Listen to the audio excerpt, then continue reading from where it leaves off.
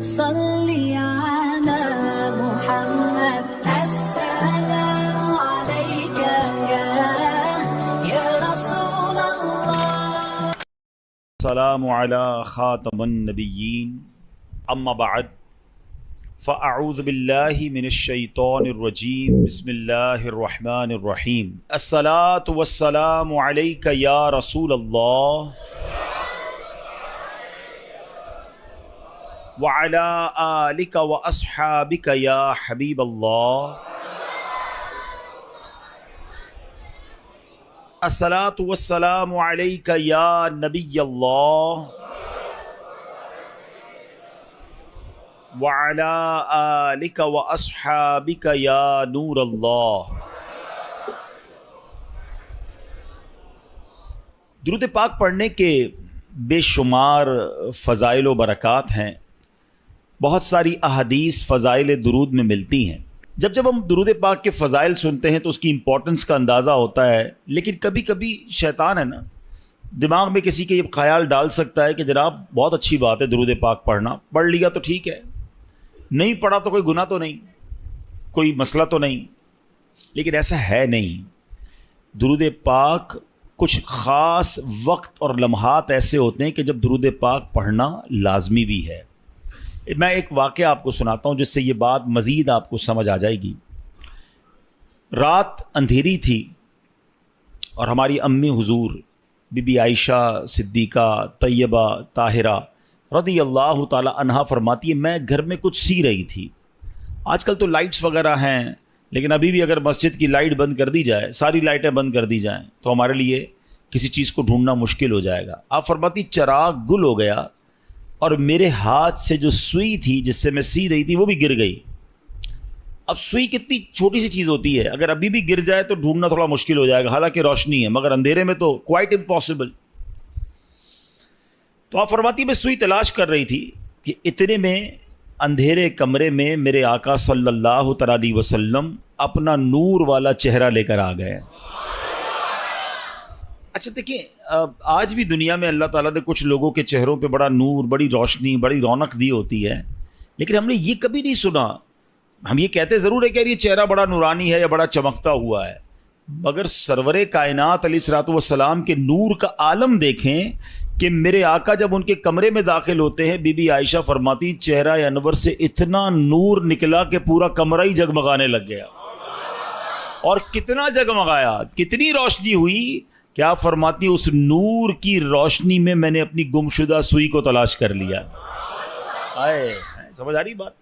اچھا پھر جب یہ منظر تو ہو گیا. اچھا یہ حدیث آپ نے کئی بار سنی ہوگی، مگر بعض اوقات یہیں تک سنی ہے. اس کا اگلا حصہ بڑا امپورٹنٹ ہے. بی بی عائشہ صدیقہ رضی اللہ تعالی عنہا نبی پاک سے بڑی محبت کے ساتھ عرض کرتی ہیں کہ یا رسول اللہ، میرے آقا آپ کتنے حسین ہیں، آپ کتنے باکمال ہیں.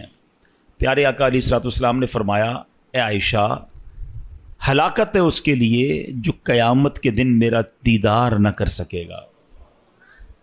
اچھا ذرا تھوڑا سا سمجھو بات کو. بروز قیامت جو نبی پاک علیہ الصلوۃ والسلام کا دیدار بھی نہیں کر سکے گا، اس کی محرومی سمجھ رہے ہیں آپ؟ یقیناً دیدار مصطفیٰ بڑی سعادت، جو نہیں کرے گا وہ محروم. لیکن اس کی اور ایک انٹرپریٹیشن بنتی ہے، اس کی ایک اور شرح بنتی ہے کہ مجھے ایک بات تو بتائیں، قیامت کے دن شفاعت کس نے کرنی ہے؟ نبی پاک علیہ الصلوۃ والسلام نے کرنی ہے نا. ہمیں پیاس لگے گی تو آب کوثر کس نے پلانا ہے؟ پیارے آقا نے پلانا ہے. ہم پلسرات سے گزریں گے تو رب سلم کی صداؤں سے گزارنا کس نے ہے؟ یعنی محشر کے دن تو قدم قدم پر ہمیں نبی پاک کی حاجت ہے. اور جس کی نبی پاک سے ملاقات ہی نہ ہو سکی، جو قیامت کے دن ان کا دیدار بھی نہ کر سکے گا، وہ تو مارا گیا نا. اب پوائنٹ سمجھ رہے ہیں؟ آقا علیہ الصلوۃ والسلام نے فرمایا ہلاکت ہے اس کے لیے جو میرا قیامت کے دن بھی دیدار نہیں کر سکے گا. بی بی عائشہ نے فوراً پوچھا یا رسول اللہ وہ کون ہے بدبخت؟ آپ علیہ الصلوۃ والسلام نے فرمایا بخیل ہے وہ شخص. بخیل کہتے ہیں عربی میں کنجوس کو. کنجوس ہے وہ شخص. کہ حضور کون کنجوس، کون بخیل؟ ارشاد فرمایا جس کے سامنے میرا ذکر ہو اور وہ مجھ پر درود نہ پڑھے. اب ذرا غور کیجئے، نبی پاک کا نام سننا ہے یا سرور کائنات صلی اللہ تعالی علیہ وسلم کا نام لینا ہے تو پھر درود پڑھنا ہے، وہاں کنجوسی نہیں کرنی ہے. اچھا اب تو کنجوسی اور بخل کی عجیب عجیب ایگزامپلز آ گئی ہیں. اچھا پہلے تو درود نہیں پڑھتے تھے, اب پتہ نہیں کیا ہو گیا, درود بھی پڑھتے تو شارٹ فارم والا, نبی پاک کا نام لیا اور ساتھ سلام کہہ دیا. معاذ اللہ, صلی اللہ تعالی علیہ وآلہ وسلم, کم از کم پورا تو درود پڑھو یار. اچھا اسی طرح لکھنے میں کنجوسی, لکھنے کو پورے اخبار بھر دیں گے, پورے ناول لکھ دیں گے, مگر جب نبی پاک علیہ الصلوۃ والسلام کا نام آئے گا تو سلام یہ صاد لکھ دیں گے. یہ حرام ہے. درود بھی پورا, لکھنا بھی پورا ہے اور پڑھنا بھی پورا ہے. سارا دن باتیں کرنے کے لیے تمہارے پاس ٹائم ہے, درود کی باری میں ڈنڈی مارتے ہو. اور پھر درود پاک تو میری نیکیوں میں اضافے کا وظیفہ ہے نا, میرے گناہوں کی معافی کا وظیفہ ہے, میری تو نبی پاک میں حاضری لگانے کا وظیفہ ہے آقا کی بارگاہ میں. تو پھر میں درود پاک پڑھنے میں کیوں کنجوسی کروں. ہاں اب علماء نے ایک بڑی خوبصورت ہمارے لیے آسانی کر دی. اب مثال کے طور پہ دوران بیان, دوران نعت, کبھی کبھی بار بار نبی پاک صلی اللہ تعالیٰ علیہ وسلم کا نام پاک آتا ہے, تو ہو سکتا ہے کوئی پڑھنا بھول جائے, رہ جائے. تو علماء کہتے ہیں روزانہ دن میں ایک مخصوص تعداد کے مطابق درود پڑھ لیا کرو, تو پورے دن میں جہاں جہاں نبی پاک صلی اللہ تعالیٰ علیہ وسلم کا نام سنا یا کہا, اور اگر درود پڑھنا رہ گیا ہے تو یہ بعد میں درود پڑھنا اس کا آلٹرنیٹ, اس کا قائم مقام ہو جائے گا. تو اس لیے کہا جاتا ہے کہ روزانہ کم از کم 100 بار 200 بار, اللہ ہمت دے توفیق دے تو 313 بار درود پاک پڑھ لیں, تو انشاءاللہ برکتیں ہی برکتیں ملیں گی. نیت کرتے ہیں انشاءاللہ, میں بھی نیت کرتا ہوں, آپ بھی نیت کریں انشاءاللہ روزانہ کثرت کے ساتھ درود پاک پڑھیں گے انشاءاللہ. آئیے مل کر محبت کے ساتھ بآواز بلند درود پاک پڑھ لیں. صلو علی الحبیب صلی اللہ تعالی علی محمد صلی اللہ تعالی علیہ وسلم. ناظرین آج ایک ایسی حقیقت پر میں نے بات کرنی ہے جس پر نارملی بات ہوتی نہیں ہے, اور یہ ایک ایسی حقیقت ہے کہ جس سے انکار بھی کوئی نہیں کر سکتا. دنیا میں بہت سارے فلسفے ہیں, دنیا میں بہت ساری تھیوریز ہیں جس میں بڑا, جس کو کہتے ہیں نا کہ اختلاف ہے, قوموں کے اندر بھی اختلاف ہے, مذہبوں میں بھی اختلاف ہے, عمر کے اندر بھی اختلاف ہے کہ نہیں جناب کچھ لوگ کہتے ہیں یہ ہے تو دوسرا کہتا ہے نہیں ایسا نہیں ہو سکتا ہے. بہت ساری سائنٹیفک تھیوریز ہیں, بہت ساری جناب لاجیکلی باتیں ہیں, قوموں کے کلچر ہیں, اختلاف ہے لوگوں میں, کہتے نہیں وہ کہتے ہیں یہ ٹھیک ہے, وہ کہتے ہیں یہ ٹھیک نہیں ہے. مگر میں جس تھیوری یا جس حقیقت کی بات کر رہا ہوں نا, دنیا کا ہر مذہب اس کو مانتا ہے, دنیا کا ہر رہنے والا شخص جس کے اندر عقل ہے وہ اس کو ایکسیپٹ کرتا ہے. یہ وہ ریئلٹی ہے جس سے کوئی بھی انکار نہیں کرتا. وہ ایسی کون سی ریئلٹی, واقعی چندی چیزیں ہیں دنیا میں, شاید گنتی کی چیزیں ہوں گی جس سے پوری دنیا کے لوگ متفق ہوں کہ ہاں یہ درست ہے, یہ کنفرم ہے, یہ ہونا ہے. میں انہی میں سے ایک تھیوری کی بات کر رہا ہوں, انہی میں سے ایک حقیقت کی بات کرنے جا رہا ہوں. مگر ایسی مسلم, ایسی کنفرم حقیقت ہوتے ہوئے بھی اس پر بات کرنے کے لیے کوئی تیار نہیں ہے, اس کے بارے میں تیاری کرنے کے لیے کوئی تیار نہیں ہے. یہ بڑی عجیب بات ہے. ایسی کون سی تھیوری ہے, ایسی کون سی حقیقت ہے, بتاتا ہوں آپ. لیکن پہلے میں آپ کو ایک واقعہ سناتا ہوں. اس واقعے کے ذریعے ہم اس ٹاپک تک بھی پہنچ جائیں گے اور مزید ریئلائزیشن آسان ہو جائے گا. حضرت عبداللہ بن ابو نوح رحمۃ اللہ تعالی فرماتے ہیں, میں نے مسجد نبوی شریف میں ایک بوڑھے میاں کو دیکھا. وہ مسجد کی صفائی کرتے تھے اور دن رات مسجد میں ہی رہتے تھے. لوگوں نے بتایا کہ یہ بوڑھے میاں جو ہیں یہ مسلمانوں کے تیسرے خلیفہ حضرت عثمان غنی رضی اللہ تعالیٰ عنہ کی اولاد میں سے ہیں, صاحب اولاد ہیں. اللہ پاک نے مال بھی بڑا عطا کیا ہے, لیکن یہ سب کچھ چھوڑ کر بس مسجد کے ہو کر رہ گئے ہیں. صبح و شام مسجد میں ہی پڑے رہتے ہیں, مسجد کی صفائی کرتے ہیں, بس عبادت کرتے رہتے ہیں. حضرت عبداللہ بن ابو نوح رحمۃ اللہ تعالیٰ کہتے ہیں, میں نے جب لوگوں کی یہ باتیں سنی تو میں نے کہا کچھ تو ہے اسپیشل, جس کے بعد اتنا مال ہو, اتنی بڑی فیملی ہو, یہ مسجد میں زیادہ ٹائم کیوں گزارتے ہیں. تو میں واچ کرنے لگا, ان کو فالو کرنے لگا کہ کچھ راز کی بات, سیکھنے کی بات پتہ چلے گی.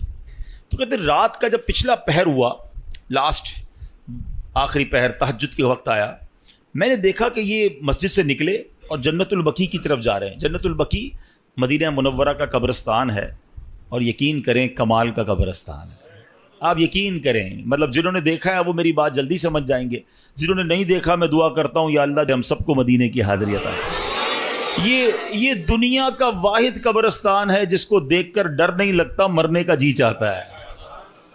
ہاں، دنیا کے کسی قبرستان میں جاؤ نا ڈر لگتا ہے کہ یار ایسی قبریں ٹوٹی پھوٹی، واللہ جنت البقیع کا قبرستان دیکھو تو بندے کو جی چاہتا ہے یا اللہ ادھر ہی موت دے دے، یہیں دفن فرما دے۔ ہاں، میں کبھی موقع ملا چلیں اشارتاً بات کر دیتا ہوں، ورنہ یہ میرا موضوع نہیں ہے، ورنہ میری ایک بار جنت البقیع کے گورکن سے ملاقات ہوئی، ایسی باتیں مجھے بتائی انہوں نے، میں کتنی دیر تک تو روتا ہی رہا۔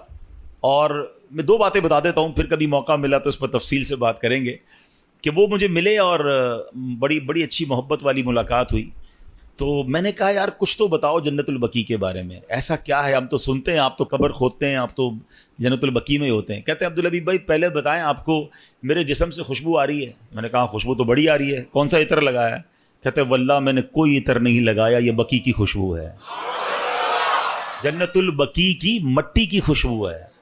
اچھا، وہ کہتے ہیں دنیا کا کوئی بھی قبرستان اٹھا لیں، پھر میں نے بھی غور کیا، وہاں آپ کو کیڑے بکوڑے بہت سارے جانور ملتے ہیں نا، مردے دفن ہو رہے ہیں، اور ظاہر قبرستان میں تو صفائی نہیں ہوتی نا، تو آپ کو کیڑے بولا جنت البقیع میں ایک کیڑا نہیں ہے۔ یعنی میں آپ کو روحانیت والی باتیں نہیں بتا رہا، روحانیت تو اندر کیا کیا ہوگا وہ تو اللہ جانے، اس کا حبیب جانے، اس کی کیسی کرم نوازیاں ہیں، میں تو جو نظر سے آنے والی چیزیں بتا رہا ہوں۔ کہتا ہم جب قبر کھودتے ہیں نا عبدالحبیب بھائی، کئی بار ایسا ہوا کہ قبر کھودتے کھودتے ایسی ٹھنڈی ہوا آتی ہے کہ میں قبر کے اندر لیٹ کر خود ہی سو جاتا ہوں۔ کبھی گورکن کو قبر میں سوتے دیکھا ہے؟ کہتا ہے ایسی ٹھنڈی ہوا ہوتی ہے، میں سکون اتنا ہوتا ہے، میں کام کرتے کرتے ادھر ہی لیٹ جاتا ہوں قبر کے اندر، نیند بھی آ جاتی ہے۔ میں نے تو اس کے ہاتھ چومے اور کہا آپ ہی دعا کر دیں کہ ہمیں جنت البقیع نصیب ہو جائے۔ کمال کا قبرستان، اور کیوں ہے پتہ ہے کمال کا؟ ایک تو اس قبرستان میں کم و بیش 10,000 صحابہ کرام مدفون ہیں، ہر صحابی نبی جنتی۔ کی قبر کیسی ہوتی ہے پتہ ہے؟ جنت کا باغ ہوتی ہے، حدیث پاک ہے نا، یا تو جنت کا باغ ہوتی ہے قبر یا دوزخ کا گھڑا، تو سارے صحابہ کی قبر تو ہو گئی جنت کا باغ۔ جس قبرستان میں 10,000 جنت کے باغ ہوں، اب آپ سوچو نا اس قبرستان میں جو گیا، ہائے ہائے، ایسے نہیں کہتے اعلیٰ حضرت طیبہ میں مر کے ٹھنڈے چلے جاؤ آنکھیں بند، طیبہ میں مر کے ٹھنڈے چلے جاؤ آنکھیں بند، سیدھی سڑک یہ شہر شفاعت نگر کی ہے۔ ہاں اچھا، پھر مدینے میں مرنے کے حوالے سے، ہاں یہ صرف جنت البقیع کی تو برکت ہے ہی ہے، سنو میرے آقا کا کیا وعدہ ہے۔ نبی پاک نے انکریج کیا ہے، حدیث پاک کا مضمون ہے کہ تم میں سے جس سے ہو سکے وہ مدینے میں مرے، کہ جو مدینے میں مرے گا میں اس کی شفاعت کروں گا۔ ہاں، مدینے میں مرنے کی تمنا یہ ہمارے ایمان کا تقاضا ہے، عشق رسول کا تقاضا ہے۔ اور اس حدیث کی شرح میں پتہ ہے علماء نے کیا لکھا ہے؟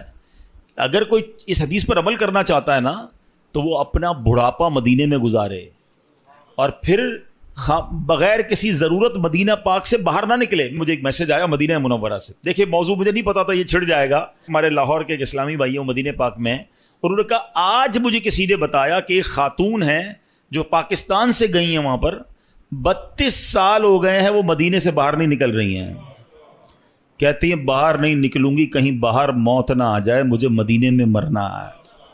اور میں ایسے کئی مدینے میں رہنے والوں کو جانتا ہوں جو نہیں جاتے، مکے بھی نہیں جاتے، ایک بار حج کر لیا انہوں نے، کہتے فرض ادا ہو گیا ہے، اب مدینہ نہیں چھوڑنا ہے۔ آقا نے فرمایا جس سے ہو سکے وہ مدینے میں مرے، کہ جو مدینے میں مرے گا میں اس کی شفاعت کروں گا۔ نصیب والوں کو ملتا، مرنا تو ہے ہی، اللہ کرے مدینے کی موت مل جائے، جنت البقیع مل جائے، زور سے کہہ دو آمین۔ پتہ نہیں کس کی آمین کے صدقے ہمارا بیڑا پار ہو جائے، یہ دعا ہمارے حق میں قبول ہو جائے۔ کچھ موت وہ ہوتی ہیں، میں ابھی پچھلے دنوں ہمارے ایک ساتھی تھے، ان کی والدہ کی یا والد کا انتقال ہوا مدینہ شریف میں اور جنت البقیع میں مدفن ہوئے۔ میں ان سے ملنے گیا، میں نے کہا مجھے سمجھ نہیں آ رہی آپ سے تعزیت کروں یا مبارکباد پیش کروں۔ یعنی ایسی بھی موتیں ہیں کہ جس پر افسوس ہی نہیں ہوتا کہ مطلب یہ تو ارمان تھا نا، یہ تو زندگی بھر مانگا ہے، کہ یا اللہ ایمان والی، عافیت والی، مدینے والی، سبحان اللہ موت مل جائے، اور کیا چاہیے؟ مرنا تو ہم سب نے ہیں، مگر یہ موت ایسی ہوتی ہے جس کی تمنا ہوتی ہے۔ تو بہرحال وہ جو حضرت عثمان غنی رضی اللہ عنہ کی اولاد سے جو تھے وہ جنت البقیع میں گئے، رات کا آخری پہر تھا، قبلہ رخ ہو کر نماز پڑھنے لگے، ساری رات نماز پڑھتے رہے، فجر کا وقت شروع ہوا تو انہوں نے ایک دعا کی، اللہ کی بارگاہ میں عرض کرتے ہیں اللہم انک ارسلت الی ولم تأذن لی فإن كنت قد رضیتنی فأذن لی وإن لم ترضنی فوفقنی لما یرضیک۔ ترجمہ کیا ہے؟ اے اللہ پاک تو نے میری طرف اپنا قاصد بھیجا مگر یہ نہ بتایا کہ تو مجھ سے راضی ہے کہ نہیں، اے مالک کریم اگر تو مجھ سے راضی ہے تو مجھے بتا دے، اگر راضی نہیں ہے تو اپنی رضا والے کام کرنے کی توفیق عطا فرما دے۔ اچھا وہ یہ بوڑھے میاں دعا مانگ رہے تھے، اتنے میں ایک بکری یا اس جیسا کوئی جانور آیا، بوڑھے میاں نے اس کی جانور کی پیٹھ پر ہاتھ پھیرا اور اس کا دودھ بھی پیا، اس کے برکت کی دعا دی اور واپس مسجد نبوی شریف میں آ گئے۔ حضرت عبداللہ بن ابو نوح اللہ تعالیٰ علیہ کہتے ہیں میں 3 راتوں تک دیکھتا رہا، روز یہی کرتے تھے، تہجد کے وقت چلے جاتے جنت البقیع میں، وہاں نمازیں پڑھتے، دعائیں کرتے، پھر واپس آتے۔ 3 دن بعد میں نے حضرت کو روک لیا، میں نے کہا حضرت میں 3 دن سے آپ کو چیک کر رہا ہوں، آپ دعا کرتے ہیں، دعا میں کہتے ہیں یا اللہ تو نے اپنا قاصد میرے پاس بھیجا ہے۔ اللہ نے کون سا قاصد بھیجا ہے؟ قاصد کہتے ہیں میسنجر، پیغام لانے والا۔ اللہ نے آپ کے پاس کون سا پیغام بھیجا ہے؟ بوڑھے میاں نے کہا ایک دن میں آئینہ دیکھ رہا تھا، میں نے اپنی داڑھی میں ایک سفید بال دیکھا، بس میں نے جان لیا کہ اللہ کی طرف سے موت کا قاصد میرے پاس آ گیا۔ بس اللہ اکبر، یہ اللہ والوں کی شان تھی کہ موت کو کیسے یاد کرتے تھے۔ اور یہ روایتوں میں آتا ہے، یہ سفید بال ہونا ہے نا، کالے بالوں کے بعد سفید بال کا ہو جانا، آنکھوں کی بینائی کمزور ہو جانا، کمر کا تھوڑا سا جھک جانا، اعضاء کا کمزور ہو جانا، طاقت کا کم ہو جانا، یہ سب اللہ کی طرف سے ریمائنڈرز ہیں، یہ قاصد ہیں، یہ پیغام دے رہے ہیں کہ جانے کا وقت آنے والا ہے۔ مگر کیا ہم لوگ اس بات کا احساس کرتے ہیں؟ جو میں نے شروع میں بات کی تھی نا کہ ایک حقیقت جس کو تمام مذاہب، تمام نیشنلٹیز، تمام لوگ مانتے ہیں جو ہونی ہے، وہ ایک ایسی متفقہ حقیقت ہے، ریالٹی ہے کہ موت آ کر رہے گی۔ دنیا کا کوئی مذہب یہ نہیں کہتا کہ ہم مریں گے نہیں، کوئی سائنسدان نہیں کہتا ہم نہیں مریں گے، سب مانتے ہیں کہ دیر از اے ڈے، ایک وقت آنا ہے، ہم سب نے جانا ہے، مگر کوئی بات کرنے کے لیے تیار نہیں ہے، کوئی اس پر ڈسکس کرنے کے لیے تیار نہیں ہے۔ میں مثال دیتا ہوں، ابھی آج اچانک ہمارا پلان بن جائے کہ یار اسلام آباد جانا ہے، صرف سوچا ہے یار اسلام آباد کسی کام سے جانا ہے، کل سے اسلام آباد کے بارے میں ہم باتیں کرنا شروع کر دیں گے دوستوں میں، ہیں یار اسلام آباد کا موسم کیسا ہوگا، کون سی ٹرین میں جاؤں، جہاز کی ٹکٹ کتنے کی ہے، ہوٹل کون سا رکھوں، یار سردی کتنی ہے، ابھی سوچا ہے، ڈسکشن شروع ہے۔ ترکی جانا ہے، ترکی کے لیے بات شروع، یورپ جانا ہے، یورپ کے لیے بات شروع، جدھر جانا ہے اس کی ابھی پلان ہے، ٹکٹ بک نہیں کی ہے، سوچتے ہی بات چیت شروع۔ سب کو پتہ ہے مرنا ہے، بات کیوں نہیں کرتے؟ ڈسکس کیوں نہیں کرتے؟ یار مرنے کے بعد کیا ہوگا، موت کے وقت کیا ہوگا، نزا کی سختی کیسی ہوگی، قبر میں اکیلا جاؤں گا، قبر جنت کا باغ ہوگی، دوزخ کا گھڑا ہوگی، سانپ اور بچھو تو نہیں آ جائیں گے؟ Nobody want to talk about it۔ ارے کوئی بات نہیں کرتا ہے کہ کبھی دوستوں میں بیٹھے یار تم پتہ نہیں اسلام آباد جاؤ گے نہیں جاؤ گے، مگر ہو سکتا ہے اس سے پہلے ہی مر جاؤ۔ موت پر کیوں بات نہیں کرتے؟ آپ سمجھے میری بات کو، یہ ایسی حقیقت ہے بچہ بچہ جانتا ہے مگر بات نہیں کرتا۔ اچھا بات کرو تو بعض اوقات لوگ کہتے ہیں یار یہ، اچھا ہم دعوت اسلامی والے اگر بیان کرتے ہیں نا موت کے موضوع پر تو کہتے ہیں یار یہ بہت ڈراتے ہیں، دعوت اسلامی والے بڑی قبر کی بات کرتے ہیں، چلو بھائی ہم بات کرنا چھوڑ دیتے ہیں، آپ مرنے سے بچ جاؤ گے۔ ہم بات نہیں کرتے کہ آپ موت سے بچ جاؤ گے، نہیں بچ سکو گے، سب نے مرنا ہے، تو پھر کیوں نہ بات کی جائے، کیوں نہ تیاری کی جائے؟ اللہ کے ولی تو سفید بال دیکھ کر روز اللہ سے کہتے ہیں یا اللہ تو نے قاصد تو بھیج دیا، یہ بھی بتا دے راضی ہے کہ راضی نہیں ہے۔ ایک بادشاہ کے بارے میں آتا ہے، سنیے، گھر میں اس نے موت کی یاد کے لیے تابوت رکھا ہوا تھا اور روز اس تابوت کو دیکھ کر اپنی موت کو یاد کرتا تھا۔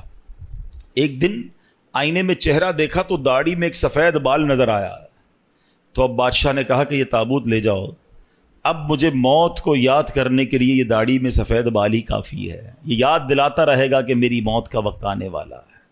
اے میرے پیارے اسلامی بھائیوں، یہ ایسے بھی لوگ گزرے ہیں، مگر آج ہمارے سامنے جنازے اٹھتے ہیں داڑھی کے بال سفید ہونا تو پتہ نہیں کتنوں کے سفید ہو گئے، پورے ہی بال سفید ہو گئے، کچھ کلر لگا کر چھپاتے ہیں، کچھ مہندی لگا کے چھپا دیتے ہیں، لیکن پتہ تو ہے نا کہ میری موت کا وقت آنے والا ہے، زندگی گزر رہی ہے، برتھ ڈے بڑی شوق سے لوگ مناتے ہیں، happy birthday to you. کبھی سوچا کہ یہ میں نہیں کہتا ناجائز ہے، جائز طریقے سے منائے ٹھیک ہے، لیکن اگر عقل ہونا تو زندگی کا 1 سال کم ہو گیا ہے۔ اگر میں 40 سال اللہ کی بارگاہ سے لکھوا کر لایا تو میرا 1 سال چلا گیا نا۔ خوشی بنانی چاہیے، یہ عبرت کرنی چاہیے کہ لمحہ بلمحہ ہم موت کے قریب ہو رہے ہیں، آخرت کے قریب ہو رہے ہیں، مگر کوئی فکر نہیں ہے، کوئی اس بارے میں بات ہی نہیں کرتا ہے۔ Please try to understand. آج جنازے، غسل، میت کی تدفین کے وقت بھی لوگ ہنسی مذاق کر رہے ہوتے ہیں۔ قبرستان کا ماحول پہلے کا زمانہ تھا، میت میں جائیں نا جنازے میں تو یہ ڈھونڈنا مشکل ہو جاتا تھا کہ میت کا رشتہ دار کون ہے، سارے ہی رو رہے ہوتے تھے منہ چھپا کر، رومال رکھ کے۔ اس لیے نہیں کہ سب کو میت سے بڑا پیار ہوتا تھا، اس لیے کہ لوگوں کو اپنی موت یاد آتی تھی کہ آج یہ چلا گیا ہے، کل میری باری ہے، آج اس کو قبر میں اتار رہے ہیں، کل مجھے اتاریں گے، آج اس کو کاندھے پر لے کے جا رہا ہوں، کل میری باری مجھے کوئی کاندھے پر لے کے جائے گا۔ ارے کبھی غسل میت دیتے وقت، کفن پہناتے وقت خیال آیا کہ میری باری آنے والی ہے؟ کیوں نہیں سوچتے؟ کیوں یہ خیال نہیں کرتے میرے پیارے اسلامی بھائی؟ وہ تو سفید بال داڑھی کا دیکھ کر سمجھ جاتے کہ موت کا قاصد آ گیا ہے، مگر آج ہم تو جنازے دیکھ کر بھی احساس نہیں کرتے ہیں۔ تو آج ہم نے اس موضوع پر کرنی ہے کہ ہم سب نے مرنا ہے اور اپنی کرنی کا پھل بھگتنا ہے۔ اللہ پاک کے آخری نبی رسول ہاشمی صلی اللہ تعالی علیہ وسلم فرماتے ہیں بخار بھی موت کا قاصد ہے۔ بخار آتا ہے نا، ہمیں کئیوں کو، سب کو بخار آیا ہوگا کبھی نہ کبھی، فرمایا یہ موت کا قاصد ہے۔ اور سنیں کیا پیارا جملہ نبی پاک نے فرمایا کہ بخار زمین پر اللہ پاک کا بنایا ہوا قید خانہ ہے۔ ہاں، یہ بالکل پہلی بار میں نے بھی پڑھا، اور واقعی میں نے غور کیا کہ بخار ہوتے ہی بندہ گھر میں چلا جاتا ہے، اچھی خاصی ایکٹیویٹی ہوتی ہے، یار آج کل نظر نہیں آ رہا بندہ کدھر ہے، بخار ہو گیا گھر کے اندر ہے، قید ہو جاتا ہے، خود ہی آٹومیٹکلی قید ہو جاتا ہے۔ آقا نے فرمایا بخار زمین پر اللہ پاک کا بنایا ہوا قید خانہ ہے، اللہ پاک جب چاہتا ہے اپنے بندے کو قید کر دیتا ہے اور پھر جب چاہتا ہے تو چھوڑ دیتا ہے۔ یہ قاصد ہے، یہ پیغام ہے کہ تیری کوئی حقیقت نہیں، رب نے جب چاہنا ہے یہ روح بھی واپس چلی جانی ہے۔ حضرت مجاہد رحمت اللہ تعالی فرماتے ہیں جب آدمی کسی بیماری میں مبتلا ہوتا ہے تو حضرت ملک الموت کا قاصد اس کے پاس ہوتا ہے، حتیٰ کہ جب وہ مرض الموت میں گرفتار ہوتا ہے تو حضرت ملک الموت خود اس کے پاس تشریف لا کر فرماتے ہیں تمہارے پاس پے در پے میرے قاصد آتے رہے، ڈرانے والے آتے رہے، تم نے اس کی کوئی پرواہ نہیں کی، اب تمہارے پاس ایسا قاصد آیا ہے جو دنیا سے تمہارا نام و نشان مٹا دے گا۔ یہ جو بیماری ہے نا، یہ بھی ایک پیغام ہے موت کا۔ اللہ کرے کہ ہم سمجھیں، اللہ کرے کہ ہم عبرت حاصل کریں۔ اے میرے پیارے اسلامی بھائیوں، اب بیماری آ جائے تو بندے کو کرنا کیا چاہیے؟ اللہ کرے کہ ہم ایسے کام کریں۔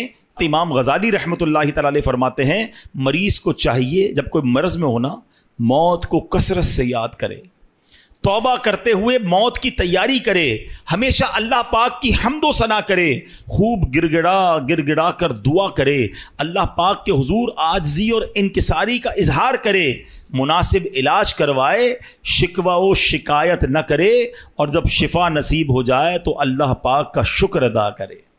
یہ بیماری میں کرنا چاہیے۔ ہم کیا کرتے ہیں؟ او ہو بڑا سر میں درد ہے، بڑا پیٹ میں درد ہے، بس یار بہت پریشان، اتنا شکوہ، اتنی شکایت۔ اچھا سب کو بتانا ہے، کیا کوئی علاج کر دے گا ہمارا؟ شفا دینے والی ذات کس کی ہے؟ تو اللہ سے بات کرے نا، لوگوں کو کیوں بتاتے پھرتے ہیں؟ اس سے گویا اب بڑی تصوف والی بات کرنے جا رہا ہوں، تھوڑی باریک بات ہے، سمجھیے گا۔ حضرت رابعہ بصریہ بہت بڑی ولیہ گزری ہیں رضی اللہ تعالیٰ عنہ۔ ایک بندے کو دیکھا اس نے سر پہ پٹی باندھی ہوئی تھی، تو حضرت رابعہ نے کہا کہ سر پہ پٹی کیوں باندھی ہے؟ کہا حضور سر میں بہت درد ہے۔ آپ نے فرمایا آج تم بیمار ہو تو درد کی پٹی باندھی ہے، جب صحت میں تھے تو صحت کی پٹی باندھی تھی؟ بات بہت باریک ہے, سمجھدار آدمی اس بات کو پکڑ لیں گے. ہیں یعنی تمہیں آج اللہ نے کچھ دنوں کے لیے بیمار کیا تو سارے جہان کو بتا رہے ہو کہ اللہ نے بیمار کیا, درد کی پٹی باندھی. جب اللہ نے اتنے دنوں تک صحت مند رکھا تھا, کوئی پٹی باندھ کے بتایا لوگوں کو کہ میں بڑا صحت مند ہوں؟ بعض اوقات بیماری کا اظہار, مصیبت کا اظہار کہیں ایسا نہ ہو یہ شکوہ بن جائے, کمپلین بن جائے کہ اللہ نے بیمار کیا ہے, اللہ نے تکلیف بھیجی ہے. نہیں میرے پیارے اسلامی بھائیوں, اگر کوئی بیماری پر صبر کر جائے نا, احادیث میں مضمون ملتا ہے اللہ شفا بھی دیتا ہے, اس کے گناہوں کو معاف بھی کر دیتا ہے. یعنی بیماری مصیبت تو میرے گناہ معاف کروانے آئی تھی, مگر شکوہ, شکایت, کمپلین ہمارا تو کچھ لوگوں کی تو عادت ہی ہوتی ہے نا, جب ان سے ملے کیا حال ہے, اب جیسے ہی پوچھا نا آپ نے کیا حال ہے, اب لسٹ شروع ہو جائے گی, بس یار سر میں بھی درد ہے, پیٹ میں بھی درد ہے, مارکیٹ بھی خراب ہے, گھر میں بھی اچھا نہیں ہے, اتنی پرابلمز بتا دے گا بندہ کہ یار نہ ہی پوچھتا تو اچھا تھا. کبھی تو شکر الحمدللہ کہہ دو, کبھی تو کہہ دو اللہ نے بڑا اچھا رکھا ہے, اللہ نے بڑی مہربانی کی ہے, کروڑوں سے اچھا رکھا ہے. کیوں نہیں کہتے زبان سے؟ شکر ادا کرنے والے بنے, کمپلین کرنے والے نہ بنو. اور بیماری سبحان اللہ, ہمارے اسلاف جو ہے نا وہ تو اس طرح مصیبت کو ویلکم کرتے تھے. حضرت فتح موصلی رحمۃ اللہ تعالی کے بارے میں آتا ہے کہ ان کی زوجہ تھی, ایک بار کہیں جا رہی تھی تو راستے میں پاؤں کو ٹھوکر لگی, ناخن اکھڑ گیا. اب ناخن اکھڑنے کی تکلیف سمجھتے ہو نا, جان نکل جاتی ہے. اب مسکرانے لگی تو کسی نے کہا آپ کو تکلیف نہیں ہوئی؟ کہا تکلیف تو ہوئی, مگر اس تکلیف پر جو میں صبر کروں گی اور صبر پر جو مجھے ثواب ملے گا وہ ثواب یاد کر کے مسکرا رہی ہوں. اللہ اکبر. یہ ایسے لوگ تھے, اور ہم جناب چھوٹی سی چوٹ پر اتنی شور مچا رہے ہوتے ہیں, تھوڑا سا نقصان ہو جائے, اچھا جناب وہ کیا ہوا, بس وہ موٹر سائیکل کا انڈیکیٹر ٹوٹ گیا, تو موبائل ہاتھ سے گر گیا, تو فلاں نقصان ہو گیا, فلاں پرابلم, سب کو بتائیں گے. 2 4 5 ہزار کا نقصان ہو گیا, پورے محلے کو بتائیں گے. کیوں بتائیں گے بھائی؟ کوئی دے دے گا آپ کو؟ دے گا کوئی نہیں, ثواب بھی چلا گیا. صبر کرتے تو یہ نقصان تمہارے لیے ہو سکتا ہے گناہوں کا کفارہ بن کر آیا ہو. روایتوں میں آتا ہے کہ مومن کو پہنچنے والا ہر نقصان, یہاں تک کہ اس کے جوتے کا تسمہ بھی ٹوٹ جائے نا, وہ بھی اگر کسی کا لاس ہوتا ہے اور وہ صبر کرے تو وہ اس کے گناہوں کا کفارہ بن جاتا ہے, اس کے لیے نیکی کا باعث بن جاتا ہے. مگر صبر کریں تو نا, ہم نے تو سب کو بتانا ہے. اچھا معاملہ بڑا عجیب ہے, نقصان ہو تو سب کو بتانا ہے, نفع ہو تو کسی کو نہیں بتانا ہے. یہ ضرور بتائیں کہ 5,000 کا نقصان ہو گیا, کبھی آ کے بتائیں کہ آج 50,000 روپے کمائے ہیں. نہیں وہ کیوں بتاؤں بھائی, گھر والوں کو تو بالکل بھی نہیں بتاؤں گا, خرچہ شروع کر دیں گے گھر والے. ان کو جب بھی بتانا نقصان کی خبر دینی ہے. نہیں میرے پیارے اسلام, اللہ کا شکر ادا کریں, نہ بتائیں کسی کو نقصان. وہ شاعر کہتے ہیں نا, کسی کا احسان کیوں اٹھائیں, کسی کو حالات کیوں بتائیں. کیوں بتاؤں میں کسی کو میرے ساتھ کیا گزر رہی ہے؟ میں جانوں, میرا رب جانے نا. کسی کا احسان کیوں اٹھائیں, کسی کو حالات کیوں بتائیں. تم ہی سے مانگیں گے تم ہی دو گے, تمہارے در سے ہی لا لگی ہے. اللہ کی بارگاہ میں ہم عرض کریں گے, اللہ کے حبیب علیہ الصلوۃ والسلام کی بارگاہ میں عرض کریں کہ اللہ حبیب پاک کے وسیلے سے ہم پر رحم کر دے. لیکن یہ دنیا والوں کو نہ بتایا کرو, اور خاص طور پہ بیماری, اس میں تو زیادہ توبہ استغفار کرنا. دیکھیں اگر کہتے ہیں نا مائنڈ سیٹ ہو نا عبرت لینے کا, پرابلم یہ مائنڈ سیٹ نہیں ہے. ہمیں میسج ملتا ہے, ہم اس کو میسج کو کر لیتے ہی نہیں ہیں. ہم کہتے ہیں نہیں یار نارمل سی بات ہے. حالانکہ بیماری میں جو ہماری کہتے ہیں نا ترم خانی نکل جاتی ہے, آواز نہیں نکل رہی ہوتی ہے, طبیعت آؤٹ ہو جاتی ہے, کھڑے ہونے کا جی نہیں چاہتا. ایسے جو اکڑ اکڑ کے چل رہے ہوتے ہیں نا, ان کو کھڑے ہونے کی ہمت نہیں ہوتی ہے. یہ پیغام ہے کہ یہ تیری اوقات ہے, بستر سے بندہ کھڑا نہیں ہو سکتا. ایسی بیماریاں ہوتی ہیں, ہم سب کے ساتھ ایسا ہوا ہوتا ہے کہ پیروں میں جان نہیں ہوتی. ماشاءاللہ 5 وقت کا نمازی ہوتا ہے, بعض اوقات ایسا بیمار ہوتا ہے کہ کھڑے ہو کے نماز نہیں پڑھ سکتا, اس کو کرسی پہ بیٹھ کے نماز پڑھنی پڑتی ہے. اس وقت احساس ہونا چاہیے کہ جب پیر پہ کھڑا ہوتا ہوں تو یہ میرے رب کی قدرت کھڑا کرتی ہے. اب کھڑے ہو کے اکڑنا نہیں ہے, اب کھڑے ہو کے روب نہیں جمانا لوگوں پر, ظلم نہیں کرنا ان ہاتھوں اور پیروں سے. عاجزی انکساری کے مولا کھڑا کیا وہ بھی تو نے ہی کیا ہے, بولنے کی طاقت دی تو نے ہی دی. ارے کھانے کو جی نہیں چاہتا, بولنے کو جی نہیں چاہتا, جب طبیعت خراب ہو منہ کڑوا ہو جاتا ہے. یہ سب چیزیں پیغام ہے, عبرت تو لو, یہ میری اوقات ہے. پیٹ خراب ہو جائے انسان کا, وہ دنیا بھر پہ روب جمانے والا کمرے سے باہر نہیں نکل سکتا, ایسی حالت خراب ہو جاتی. یہ سب یہ اوقات یاد دلاتی ہے بیماری ہمیں, مگر عبرت لینے والا تو کوئی ہونا.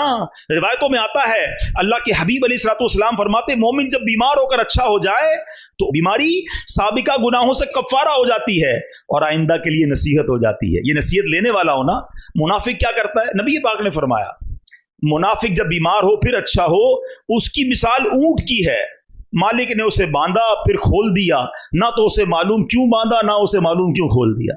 लोग बीमार होकर भी इबरत नहीं लेते ना, मुनाफिक की यही निशानी बताई गई कि फर्क ही नहीं पड़ता। तो ऐ काश हमें अपनी बीमारियों से, अपनी मुसीबतों से सबक लेना मिल जाए कि सब ने जाना है। यही बात जो मैं कर रहा हूं ना, हजरत मुफ्ती अहमद यार खान नईमी ने इस हदीस पाक के तहत क्या लिखा, आप फरमाते मोमिन बीमारी में अपने गुनाहों से तौबा करता है, वो समझता है कि बीमारी मेरे किसी गुनाह की वजह से आई है और शायद ये आखिरी बीमारी हो जिसके बाद मौत ही आ जाए, इसलिए इसे शिफा भी नसीब हो जाती है और मगफिरत भी नसीब हो जाती है। अच्छी सोच लाता है ना, तौबा करता है। अब मुनाफिक क्या करता है, फरमाया गाफिल इंसान मुनाफिक ये समझता है कि मैं तो फलां वजह से बीमार हूं, रात को गया था दावत में, वो गलत किस्म का खाना खा लिया इसलिए पेट खराब हो गया, मैंने ड्रिंक पी ली तो गला खराब हो गया। वो कोई ना कोई असबाब ढूंढ रहा होता है, ये नहीं सोचता अल्लाह ने भेजी बीमारी और बस अब थोड़ी सी दवा वगैरह पीऊंगा, फला हवा चल रही है आजकल, फ्लू चल रहा है इसलिए बीमार हो गया हूं, बस अब जब ठीक हो जाओगा दवा से तो कहेगा वो दवा खाई थी तो ठीक हो गया। वो अल्लाह रब्बुल आलमीन की तरफ तवज्जो ही नहीं करता, असबाब पर तवज्जो करता है, खालिक के असबाब को भूल जाता है। फरमाइए मुनाफिक की निशानी है कि वो अपने गुनाहों पर गौर नहीं करता, इस बीमारी को मैसेज नहीं समझता। तो है मेरे प्यारे इस्लाम में, मुझे अच्छी तरह अंदाजा है, मैं जब ये बयान की तैयारी कर रहा था ना, मुझे अंदाजा था कि ये बयान इतना इंटरेस्टिंग बयान नहीं होगा। शैतान है ना, हमें मौत की बात करना भी बोरियत हो सकता है, किसी को बोरियत भी हो रही हो कि यार ये कौन सा टॉपिक लेके आ गए हैं, लेकिन वही बात है, अगर हम बात नहीं करेंगे तो समझेंगे कब, इसको रियलाइज कब करेंगे, इसके बारे में तैयारी कब करेंगे। हम सब ने मरना है। और एक बात याद रखो मेरे प्यारे इस्लामी भाइयों, इस दुनिया में मैं और आप एक तरतीब से आए हैं।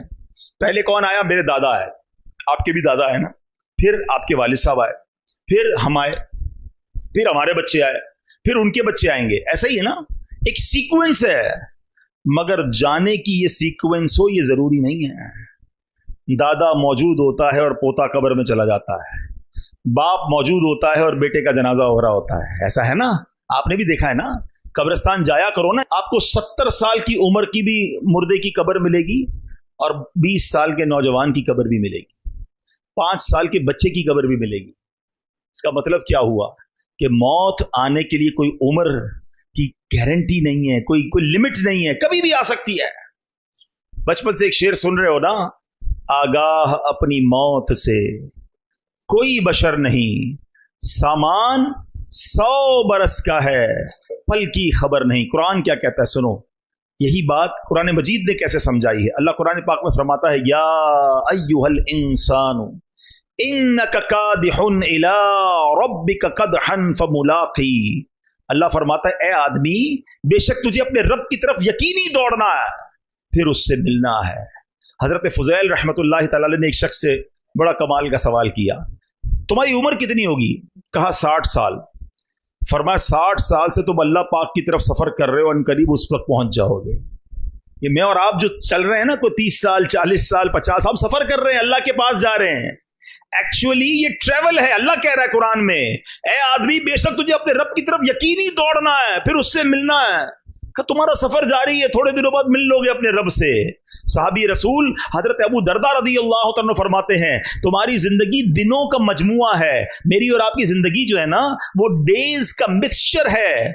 जब एक दिन गुजर गया तो तुम्हारी जिंदगी का एक हिस्सा पूरा हो गया। किसी समझदार आदमी का कॉल है, आदमी इस दुनिया पर कैसे खुश हो सकता है जबकि यहां दिन महीनों को, महीने सालों को और साल जिंदगी को कम करते चले आ रहे हैं। काश हम ये समझने वाले बन जाएं। एक और जगह कुरान मजीद फुरकान हमीद में इबरत लेने की बात है ना, अल्लाह कुरान में फरमाता है, युकल्लिबुल्लाहु लैला वन नहार इन्न फी ज़ालिका लइब्रतन लिउलिल अबसार। अल्लाह कुरान में फरमाता है, अल्लाह रात और दिन को तब्दील फरमाता है, बेशक इसमें आंख वालों के लिए समझने का मकाम है। रात है ना, थोड़ी देर बाद दिन हो जाएगी, दिन के बाद रात हो जाएगी। जैसे रात और दिन बदल रहे हैं ना, एक्चुअली उलमा कहते हैं ये रात और दिन तुम्हारी सवारियां हैं, तुम इस पर सवार होकर अल्लाह की बारगाह में जा रहे हो, गुजरते जा रहे हैं दिन और तुम आगे बढ़ते बढ़ते कब्र में चले जाओगे। काश ये दिन और रात बदलते रहें और हम सोचते रहें कि जिंदगी की एक और रात चली गई, जिंदगी का एक और दिन चला गया, मैं कब्र के और करीब हो गया। ایک اور جگہ سورہ نازعات میں فرعون اور اس کے لشکر کے غرق ہونے کا واقعہ ذکر کرنے کے بعد رب نے کیا فرمایا؟ ان فی ذلک لعبرۃ لمن یخشی، بے شک اس میں ڈرنے والوں کے لیے ضرور عبرت ہے، اولی الابصار، غور و فکر کرنے والے، نگاہ عبرت رکھنے والے۔ جگہ جگہ قرآن میں اللہ نے فرمایا کہ عبرت رکھنے والوں کے لیے اس میں عبرت ہے، اس میں پیغام ہے، اس میں میسج ہے۔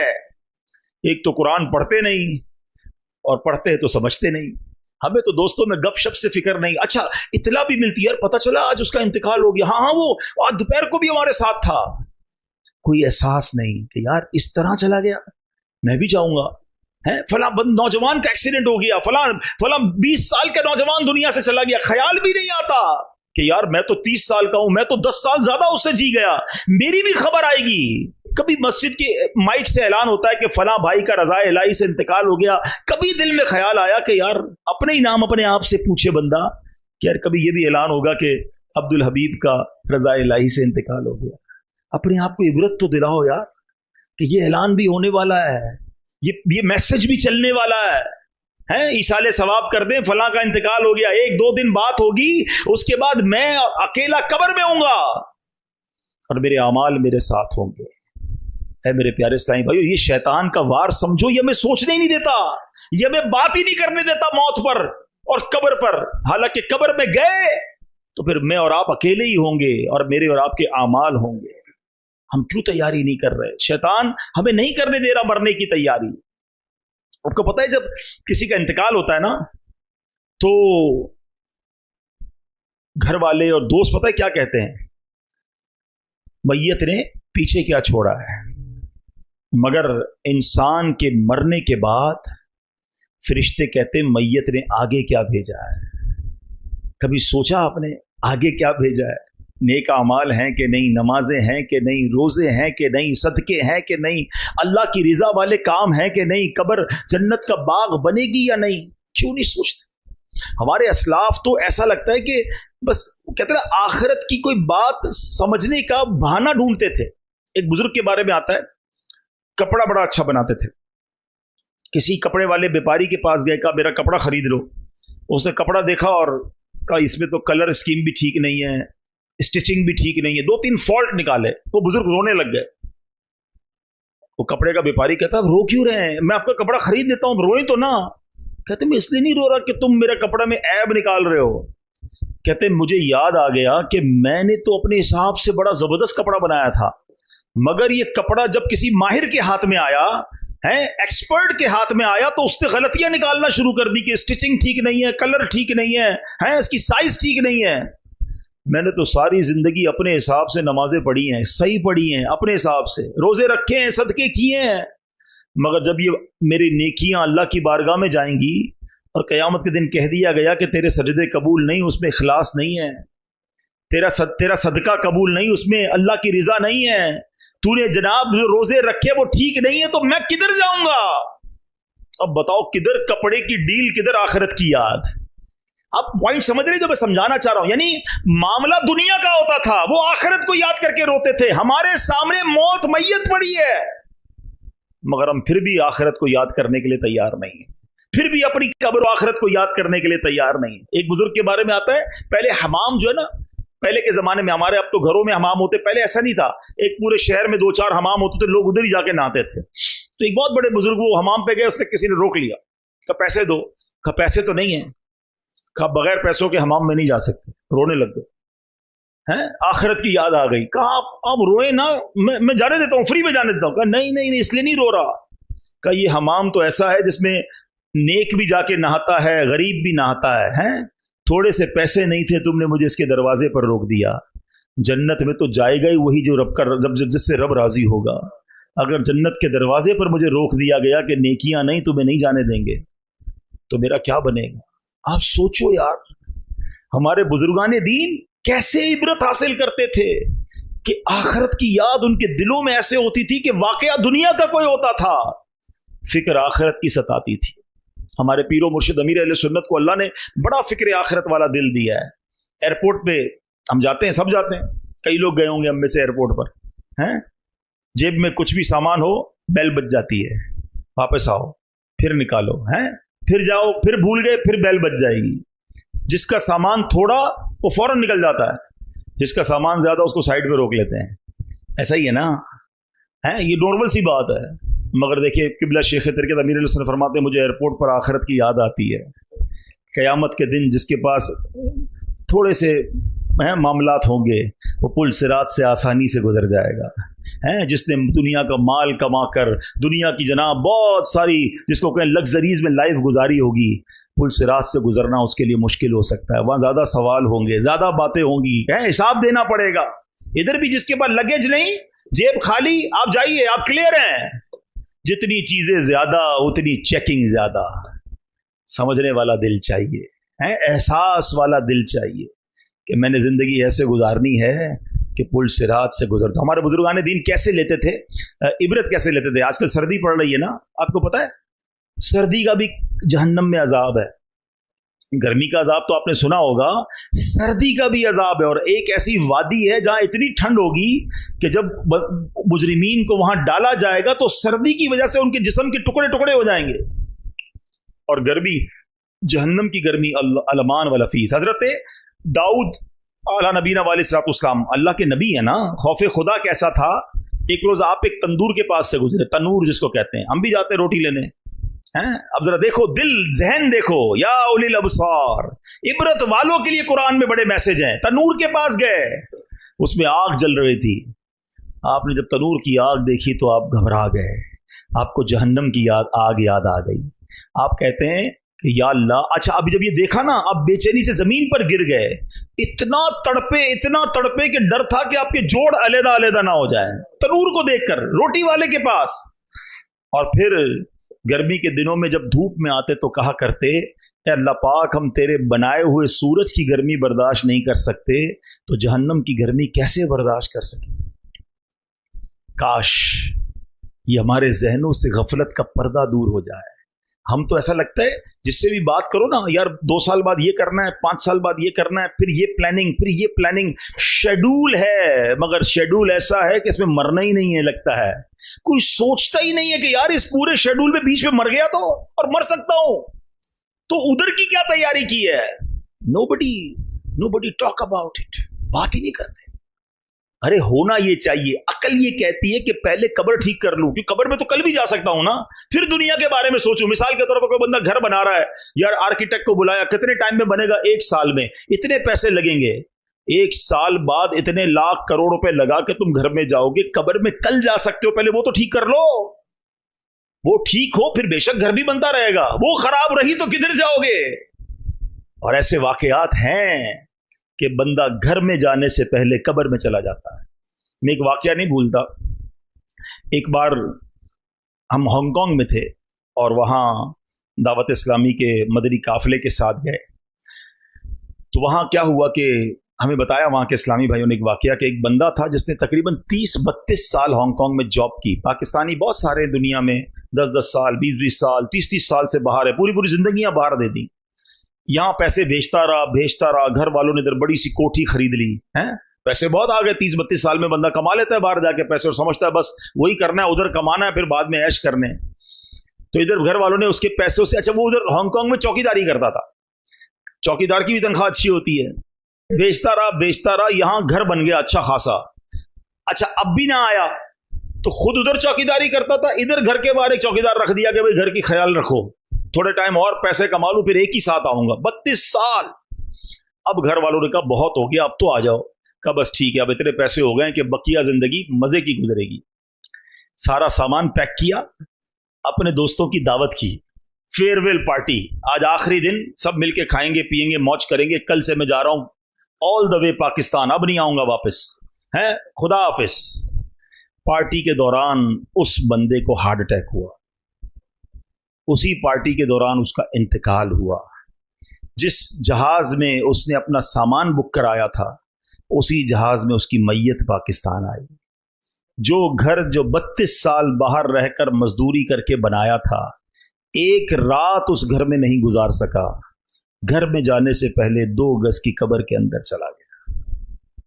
जगह जी लगाने की दुनिया नहीं है, ये इबरत की जा है, तमाशा नहीं। अल्लाह करे मैं और आप समझें ہم غافل ہیں, ہم نہیں سوچ رہے کہ ہمیں مرنا ہے, ہم نہیں سوچ رہے کہ ہمیں قبر کی تیاری کرنی ہے. کوئی میسج نہیں آئے گا, کوئی پیغام نہیں آئے گا ہے. بہت ساری چیزوں کے لیے الرٹ آتا ہے, ریمائنڈر آتا ہے. موت کے لیے کوئی ریمائنڈر نہیں ہے کہ جناب 4-5 دن رہ گئے توبہ کر لو. نہیں, صبح پتہ نہیں ہوتا اور رات بندہ قبر میں ہوتا ہے, لیکن بات نہیں کرتے, سوچتے نہیں. ایک مرتبہ حضرت ملک الموت اللہ پاک کے نبی حضرت داؤد علیہ السلام کی خدمت میں حاضر ہوئے. حضرت داؤد علیہ السلام نے ان سے موت کے قاصدوں کے متعلق پوچھا کہ اے ملک الموت بتاؤ موت کے میسنجر کون سے ہیں؟ تو ملک الموت نے کہا کہ اے اللہ پاک کے نبی, آپ کے والد, آپ کے بھائی, آپ کے پڑوسی سارے کہاں ہیں؟ کہ وہ سارے تو چلے گئے, دنیا سے چلے گئے. فرمایا یہ بھی تو موت کے قاصد ہیں, یہ سب پیغام دے رہے ہیں کہ وہ جیسے دنیا سے چلے گئے ہیں حضرت ایک دن آپ بھی رخصت ہو جائیں گے. یہ سب پیغام ہے. میرے دادا نہیں ہے دنیا میں, میرے ماں باپ نہیں ہیں, میرے چچا نہیں ہیں, میں اپنی بات کر رہا ہوں, میرے بہت سارے رشتہ دار نہیں ہیں. اب مجھے اور کس میسج کی ضرورت ہے کہ کل تم بھی نہیں ہوگے؟ کب توبہ کریں گے, کب اللہ کو راضی کریں گے, کب قبر کو روشن کریں گے, کب حرام چھوڑیں گے, کب تک اپنے رب کو ناراض کرتے رہیں گے؟ بعد میں کر لوں گا. یار مولانا صاحب ابھی بھی شیطان ہے نا, ابھی بھی کسی کے ذہن میں بات ڈال رہا ہوگا یہ بہت اچھی بات کر رہے ہیں, بس رمضان سے پکی نماز پڑھنا شروع کر دوں گا. میں جو حرام کام کر رہا ہوں نا وہ بس میں اگلے 1 مہینے بعد چھوڑ دوں گا. یہ بالکل ٹھیک کہہ رہے ہیں. بس میں جو حرام دیکھنے کی یا معاذ اللہ کو شراب پینے کا اگر عادی مجھے سن رہا ہے, کوئی میری بہن سن رہی ہو, یار یہ جو میں حرام کام, یہ میں حرام کمائی جو کر رہا ہوں, سود کما رہا ہوں یا رشوت کا کام کر رہا ہوں یا ظلم کر رہا ہوں یا بلیک میلنگ کر رہا ہوں یا جناب سوشل میڈیا کے ذریعے حرام ارننگ کر رہا ہوں, تھوڑے دنوں بعد چھوڑ دوں گا. بس تمہارے پاس گارنٹی ہے کہ تم زندہ رہو گے توبہ کرنے تک؟ شیطان کرتا ہی یہ ڈیلے کرواتا ہے, توبہ میں ڈیلے کرواتا ہے, تھوڑے دنوں بعد, تھوڑے دنوں بعد, تھوڑے دنوں بعد, اور بندہ ڈیلے کرتے کرتے کرتے موت کے گھاٹ اتر جاتا ہے. توبہ میں دیر نہیں ہوتی, ابھی کرنی ہے, آج کرنی ہے. ڈیلے کرنا یہی تو شیطان چاہتا ہے کہ ہم توبہ میں دیر کریں, آج ابھی. اور میرا کریم مولا ایسا کریم ہے کہ بندہ ایک بار سچی توبہ کر لے وہ پچھلے سارے گناہ معاف کر دیتا ہے.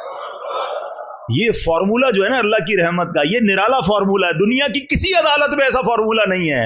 آپ جرم بھی کریں اور جا کر اقبال جرم کر لیں, کانفیس کر لیں کہ ہاں میں نے کیا جج صاحب, تو جج نے سزا ہی سنانی ہے. مگر میرے رب کی رحمت کے اصول دیکھو کہ بندہ اللہ کی بارگاہ میں حاضر ہو کر کہے یا اللہ گناہ ہو گئے, کر لیے گناہ, ہو گئی خطا, آنکھیں بھی حرام دیکھ چکی, کان بھی حرام سن چکے ہیں, اللہ حرام روزی کما لی, زبان سے بھی گناہ کیے, آنکھ سے بھی گناہ کیے. کریم گناہوں کا انبار ہے میرے سر پر, اور اگر مر گیا تو مارا جاؤں گا مولا, بندہ تیرا ہوں, تیرے سوا کون ہے میرا.